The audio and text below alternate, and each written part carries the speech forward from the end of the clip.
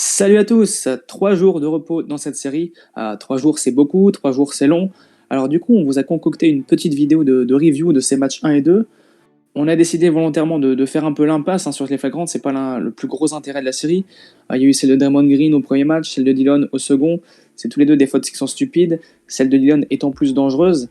Dillon qui fait une série assez catastrophique pour l'instant, un premier match avec ses 4 airballs assez moches. Il dit qu'en conférence de presse il va faire mieux au match 2. C'est raté, 2 minutes de jeu, il prend 3 shoots, 3 échecs, il se frustre et puis il fait cette faute de frustration derrière, qui est particulièrement dommageable. Mais du coup, on fait l'impasse là-dessus, on va se concentrer directement sur le jeu. Et on va commencer un petit peu par la review de ces fins de match, parce que dans la série, pour l'instant, il y a un partout. C'est des matchs qui sont serrés, qui sont passionnants, mais il pourrait tout aussi bien y avoir un 2-0 Grizzlies qu'un 2-0 Warriors. Un match 1 dans lequel les Grizzlies vont faire le job en attaque, mais on va voir dans ce Money Time ces petites erreurs défensives qui vont coûter cher puisque les Warriors vont revenir sans avoir trop à forcer. Donc il y a d'abord ce 50-50 qui est perdu, qui offre un panier facile. Puis dans la foulée, cette action, voilà, Dillon Brooks défend dur face à Curry, il le contient bien. On a Clark et Ja Morant à l'opposé qui surveillent de loin, enfin du regard, les extérieurs des Warriors, mais qui s'endorment un petit peu. Les deux jettent un coup d'œil à l'extérieur, il y a Poole qui est tout seul, mais du coup ils n'ont pas vu dans leur dos le démarrage de Payton, qui est donc tout seul sous le panier et qui va pouvoir aller finir au lay-up tranquillement pour égaliser à 1:30 de la fin. Mais on l'a dit, dans ce Money Time, les Grizzlies vont à chaque fois repasser devant, ici avec Brandon Clark au alley-oop sur la remise en jeu. La remise en jeu derrière le panier, c'est une phase où Memphis est très bon à chaque fois, on l'a vu beaucoup en régulière, c'était souvent Shlomo à la passe, cette fois c'est Ja Morant. Et si on regarde encore ce système, donc c'est Desmond Bane qui au départ déclenche un screen pour un possible cut de Dillon Brooks, sauf qu'en fin de compte il part dans le corner pour prendre l'écran de Clark, un rôle qui est habituellement joué par Adams, mais cette fois Clark reconnaît le match-up favorable face à Klay Thompson, et donc il plonge vers le panier, Ja Morant le voit, donc il lui envoie une simple passe pour marquer les 2 points faciles. Derrière, les Warriors ont des munitions, Steph Curry rate un shoot étonnamment ouvert, ça se bat au rebond, il y a vraiment une fin de match assez tendue là-dessus, beaucoup de balles à 50-50 qui vont être un petit peu à l'avantage des Warriors, mais voilà, Klay Thompson va surgir. Il n'a pas été bon pendant quasiment toute la soirée, mais sur cette dernière action, il va être totalement clutch. Et face à Desmond Bane, il va lui faire un peu ce que Desmond Bane a fait à tous ses adversaires pendant toute la régulière, à savoir donc le faire sauter pour ensuite aligner le 3 points. Malgré ça, les Grizzlies ont une balle de match avec Ja Morant qui va tenter un drive, mais c'est Steph Curry qui, contre toute attente un petit peu, va venir bâcher Ja Morant. Derrière, de manière encore plus étonnante, Klay Thompson sur la ligne va faire un 0 sur 2 et donc offrir une seconde balle de match aux Grizzlies. Et derrière ça, il reste 3 secondes et demie à jouer. Et ce système qui a fait un petit peu parler, certains étaient favorables, d'autres l'ont trouvé pas très bon. Mais Ja Morant, donc, qui prend l'élan et qui va donc rater ce lay-up main gauche, un lay-up qu'il a mis pourtant pas mal de fois dans sa carrière déjà. On se rappelle notamment de ce game winner, quasiment dans la dernière seconde face au Heat, où pareil, on voit il part de loin, il drive agressivement côté gauche pour finir avec sa main gauche, et cette fois ça a fait filoche, pas cette fois malheureusement en playoff. On peut revoir un peu l'action d'ailleurs, beaucoup plus de vitesse, un lay-up beaucoup trop fort sur la planche, et Klay Thompson qui vient en contest, un Klay Thompson visiblement très heureux, qui est soulagé d'avoir cette victoire malgré son 0-2 sur la ligne. Pour moi, le système est bon puisque Gary Payton est très vite dépassé sur le démarrage de Ja Morant, donc il est quasiment éliminé un peu de cette défense. La balle est transmise à Clark en tête de raquette, qui transmet quasiment aussitôt à Ja Morant qui lançait pleine balle vers le panier. La différence, c'est que Klay Thompson, un très bon défenseur, un très intelligent défenseur surtout, reconnaît vite la situation.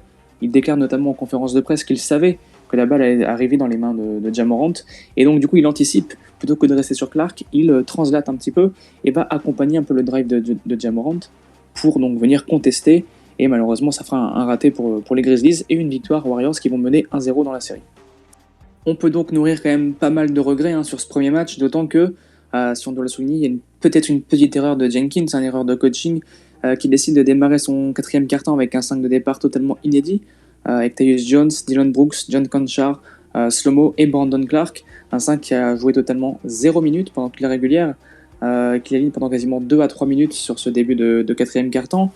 Et comme on le voit sur ce graphique, pendant ce laps de temps, il y a un vrai run qui est fait du côté des Warriors, qui se détache et qui au final va donc coûter assez cher pour l'issue du match. Et on passe du coup tout de suite au Game 2, un Game 2 qui a aussi été très intéressant, un match qui remarquait donc le retour de Ziaire Williams qui était absent au premier duel, et le rookie a été très bon, et notamment sur cette séquence en deuxième mi-temps où coup sur coup il plante 2-3 points qui permettent de passer de -3 à +3, qui redonne un vrai momentum, qui force Steve Kerr à prendre temps mort.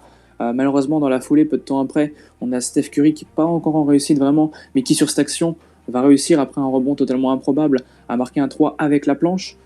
C'est pas habituel pour lui, mais ça rentre, ça fait du mal aux Grizzlies.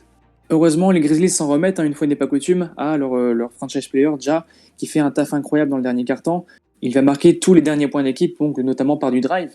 Des séquences où il décide d'isoler un petit peu, notamment Jordan Poole, qui a un petit peu pris la sauce sur ce match-là.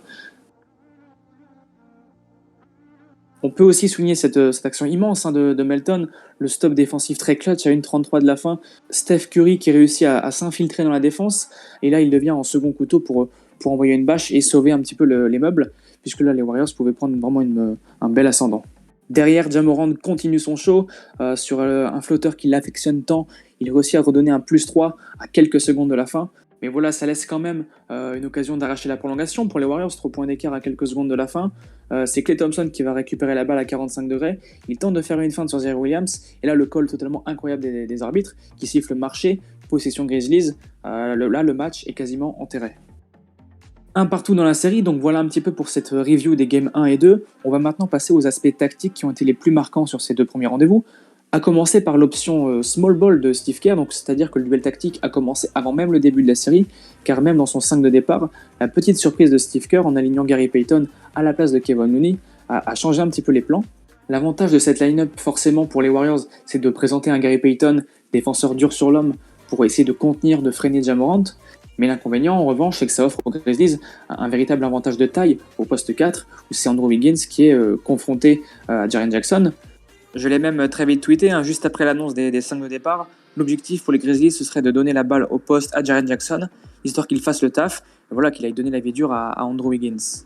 C'est très bien ciblé par Jenkins qui, voilà, première possession du match 1, on envoie Jaren poste bas, on lui donne la balle, il travaille, il y a une petite tête de Green qui vient coulisser un petit peu, le petit pas de trop, et donc du coup là pour une fois donc ça ressort pour Ja Morant qui va pouvoir aligner 3 points. On sait côté Grizzlies qu'on a beaucoup bataillé toute cette saison pour avoir des situations comme ça avec Jaren qui puisse jouer poste bas, qui puisse tenter des moves comme il aime bien le faire, on le voit très peu. Sur ce match-là, il a été incroyable. On le voit là aussi, situation d'isolation, tout le monde est à l'extérieur et Jaren qui va affronter donc Wiggins en match-up. Wiggins qui tente de résister physiquement, mais ça fait pas le poids, ça fait le panier plus la faute. Idem là-dessus, il commence par mettre un écran, puis ensuite il voit qu'il y a Wiggins sur lui, donc il se recule pour trouver une nouvelle situation de post-up. La balle lui revient, il enfonce, Kevon Looney arrive un peu tard, et une fois de plus, donc Wiggins ne peut rien faire, ça fait filoche, un vrai match plein de la part de Triple J. Côté Warriors, ça va parfois switcher, ici c'est Kuminga qui défend en poste, Kuminga qui est un peu plus physique, mais qui ne pourra lui non plus rien faire sur cette action. Un premier point tactique donc bien ciblé par les Grizzlies, présent des deux côtés du terrain, il a évité un peu le foul trouble qu'il avait totalement éliminé face aux Wolves. Il a fait un très très gros match, probablement le plus abouti de sa carrière, en tout cas sur un match qui compte autant, puisqu'il y a eu cette parfaite alternance entre la force intérieure et ce qu'on va le voir après, où il y a aussi eu la réussite extérieure. On sait qu'en régulière, son shoot n'était pas là. Là, il a fait tomber la foudre sur ce match, aussi bien dans les corners après un step back, que tête de raquette face à un Wiggins qui lui laisse un petit peu trop de marge de manœuvre une fois de plus. Il va surtout y avoir cette séquence assez incroyable de 3-4 minutes où il est totalement dans la zone, comme on dit. Il prend tous les shoots qu'il peut, ça rentre. Même quand ça rate, il fait des hit checks derrière et ça rentre quand même. Un moment de folie qui permet notamment aux Grizzlies de rester dans la partie. Cette domination de Jaren Jackson Jr., elle a été très bien vue, forcément par Steve Kerr, qui revient avec des ajustements dès le game 2. Et cette fois, donc on le voit sur cette première possession de ce match 2, c'est donc Draymond Green en personne qui va être assigné défensivement pour défendre sur Triple J. Il fait néanmoins une bonne entame avec une dizaine de points, il évite les fautes, mais voilà, c'est sur la durée que ça va être plus compliqué. Il commence un peu à prendre des fautes, il perd un petit peu en efficacité, et voilà, la défense de Draymond Green qui le perturbe plutôt pas mal, il finira le match sans trop marquer de points en plus, et en plus il finira fold out. Le deuxième point tactique sur lequel j'ai envie de revenir, c'est la défense qui a été adoptée sur Ja Morant. Steve Kerr a choisi donc de jouer entre guillemets les pourcentages. Ja Morant qui shootait à 20% de loin sur la série du premier tour face aux Wolves et qui n'a jamais été réputé comme étant un grand shooter à 3 points. Voilà, les Warriors ont décidé de laisser shooter, de contenir le drive, de lui accorder beaucoup de marge de manœuvre derrière l'arc. Et ça, c'est un défi que Ja Morant n'a pas peur de relever. S'il y a des tirs à prendre, il va les prendre. C'est ce qu'il fait donc dès le début du Game 1, où il va faire un 2 sur 2 d'entrée de jeu. Et idem au Game 2, il va revenir et quasiment sur sa première possession, il va artiller de loin et ça va faire un nouveau filoche. Le message est passé, Ja Morant peut shooter, néanmoins les Warriors ne vont jamais vraiment s'adapter et vont continuer un petit peu pendant ces 2 matchs à garder ce plan défensif qui était fixé à la base. Si on revoit un petit peu ces images, on voit bien sur cette séquence que Draymond Green a vraiment décidé d'être à distance. Il est très très loin de Jack qui a tout le temps d'artiller. Idem sur cette séquence qui est un peu une transition. Draymond Green le voit la remontée de balle, il décide de ne pas sortir. Ja Morant qui step back, qui se lève et qui met aussi un 3 points. L'autre phase de jeu intéressante, ça va être sur les écrans, sur les pick and roll. Alors on a ici Tillman qui va venir poser un écran à 45 degrés en tête de raquette. C'est Gary Payton qui est en défense. Là, il y a 2 choix qui s'offrent à lui, soit passer devant de manière agressive pour essayer de contenir la possibilité de shoot. La seconde possibilité, alors, c'est donc de passer en dessous de l'écran, derrière l'écran, et donc d'inciter un petit peu le porteur de balle à shooter. Et c'est cette option qui va être retenue par Steve Kerr pour ce début de série. Les Warriors qui vont être fidèles pendant ces 2 matchs à ce plan défensif, et Ja Morant vont en tirer parti. Même illustration, Tillman vient encore poser un écran, cette fois c'est tête de raquette. C'est Klay Thompson qui décide de passer sous l'écran, et Kevin Looney qui sort beaucoup trop tardivement. Pas d'adaptation côté Warriors, même dans les moments importants, au moins 2:30 de la fin. Zaire Williams qui vient poser un écran très très furtif. Klay Thompson qui anticipe directement pour passer en dessous de l'écran. Ja Morant reconnaît l'espace. Il va cette fois encore une fois de plus faire un step back et donc marquer un 3 points qui permet donc aux Grizzlies de mener de 1 point juste à l'aube du Money Time. Ce plan de Steve Kerr, il est intéressant forcément. Pour l'instant, Ja Morant met dedans, donc il n'y a pas de souci pour les Grizzlies qui peuvent survivre, qui peuvent vivre là-dessus. On verra bien si sur le reste de la série, Ja Morant peut continuer à rentrer ses shoots à bon pourcentage. Ce sera en tout cas tout l'intérêt un peu du reste des matchs qui arrivent et de voir aussi un petit peu si la défense va s'adapter pour les matchs à venir. On va maintenant passer à un petit motif d'inquiétude, c'est-à-dire le manque d'adresse des Warriors qui sur ces 2 matchs shootent collectivement à 27% de loin.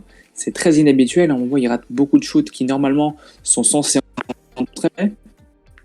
On a Steph Curry qui est en dessous de ses standards habituels, 25 points de moyenne à des pourcentages très bas. C'est pire encore pour Klay Thompson, comme on le voit sur ces 2 graphiques. Et l'inquiétude, du coup, c'est que malgré ces pourcentages plutôt moyens, les Warriors sont toujours dans la partie et ce sont des matchs qui restent néanmoins serrés où on n'arrive pas à se démarquer. On peut évidemment s'attendre à un réveil très rapide de la part des Slash Bros qui ne sont pas habitués à ça, mais qui en attendant sont capables de compenser différemment. On va le voir sur ces différentes séquences. Même s'ils ne rentrent pas dedans, tu es obligé de respecter leur shoot et donc tu es toujours obligé de t'attendre à ce qu'ils se démarquent à 3 points. Donc ils vont tenter leur système habituel qu'ils font depuis des années, c'est-à-dire l'écran qui est posé, qui se transforme finalement en cut. Ils le font très bien. Ça commence d'abord sur cette séquence, on voit Klay Thompson qui vient poser un écran pour Steph Curry qui est porteur de balle. Forcément les regards sont fixés sur les shooters. Et la feinte qui est faite par Klay, c'est que juste après l'écran, au lieu d'aller couper derrière l'arc comme il le fait très souvent, c'est qu'il cut directement, la raquette est laissée vide, et ça offre un lay-up très facile pour Klay Thompson. Autre système, mais même principe, Klay Thompson démarre cette fois de la ligne de fond, il vient poser un écran à l'intérieur sur Zaire Williams, la raquette est une fois de plus totalement vide, il n'y a plus qu'à cut pour aller marquer une fois de plus un lay-up tranquillement, sans souci. Ce qu'on voit aussi, c'est que Draymond Green est très souvent en situation de balle poste haut, et c'est lui qui est capable d'orienter, comme sur ses cuts, pour offrir ses paniers gratuits. Et donc malgré cette adresse défaillante côté Warriors, il trouve toujours les moyens d'exister pour rester dans les matchs et nous poser quand même de nombreux soucis. Voilà un petit peu pour les points essentiels de ces games 1 et 2. On va maintenant passer un vrai focus sur le game 3, sur le reste de la série, et se poser des questions qui vont être intéressantes pour savoir de quel côté cette série pourrait basculer. Sur le game 3, on sait que Dillon Brooks est suspendu, donc il ne sera pas là ce soir. La question qui se pose pour Tyler Jenkins, c'est qui est-ce que tu mets à la place ? On sait que la deuxième mi-temps, c'est Zaire Williams qui avait start dans le 5 de départ pour démarrer la seconde mi-temps du match 2. Mais est-ce qu'on est capable de faire la même chose pour démarrer un match à Golden State ? C'est difficile puisque même si Zaire a été très très bon offensivement, on a vu sur plusieurs séquences que défensivement ça pouvait poser de gros soucis. On va le mettre un petit peu à l'œuvre en image là tout de suite. Étonnamment, il a été beaucoup mis en défense sur Curry, c'est le cas sur ce début de possession. Juste après l'écran, il se resitue et doit coulisser sur Jordan Poole. Il arrive avec du retard, sort beaucoup trop franchement sur Poole qui lui met un premier pas et qui le dépasse très très facilement et qui va donc inscrire encore un lay-up gratuit. Phase encore plus parlante ici où on a Ja Morant et Zaire Williams qui sont tous les deux concernés par une situation défensive entre Poole et Curry. Et les deux vont en fait avoir un gros problème de communication, grosse mésentente qui va laisser Curry totalement ouvert. Et ça, pour un shooter comme ça, même s'il n'est pas en réussite en ce moment, c'est un cadeau. Donc est-ce que on pourra tenir pendant de longues séquences défensives face à Curry avec un tel match-up défensif ? C'est compliqué. C'est peut-être pour ça que Melton pourrait être préféré. On se demande ce que fera Jenkins, ce sera la surprise du soir. Mais pour l'instant, on peut avoir quelques soucis à l'aube de ce match 3. Autre point important pour ce Game 3 et pour la suite de la série, c'est voilà, cet homme est enfin de retour. On l'attendait, hein.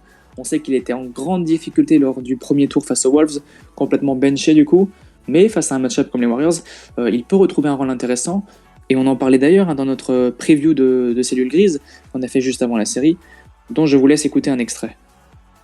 C'était compliqué, et je pense que le retour d'Adams, aussi bien défensivement que pour faciliter l'attaque, ça va être que du bonus, parce que voilà, Adams, qui est un peu caricaturé comme le bûcheron, on l'a sans cesse répété dans ce podcast, mais c'est aussi un mec qui, par ses écrans, facilite les drives de Ja, qui par sa qualité de passe, peut permettre aussi à Bane d'exister pas que par le shoot, mais aussi par des cuts. Donc c'est un joueur qui va être très intéressant pour nous. Et si on retrouve un petit peu un jeu qui est plus proche de ce qu'on proposait en régulière, je pense qu'on sera moins en galère qu'on l'a été face aux Wolves. Et c'est un peu l'une des clés majeures aussi, je pense, qu'on a dans cette série. On va en tout cas suivre ça très attentivement. On ne sait d'ailleurs pas si Adams sera titulaire ce soir. Je pense personnellement qu'il le sera, mais ça sera un peu la surprise de Jenkins. Et voilà qui conclut cette grosse vidéo review de ces Games 1 et 2. J'espère que ce contenu tactique vous plaît. Je vous laisse me donner vos avis sur Twitter, on pourra réagir là-dessus évidemment avant le match. En attendant, on se retrouve très vite pour ce Game 3 qui est prévu ce soir à 2h30. Merci à vous et à bientôt.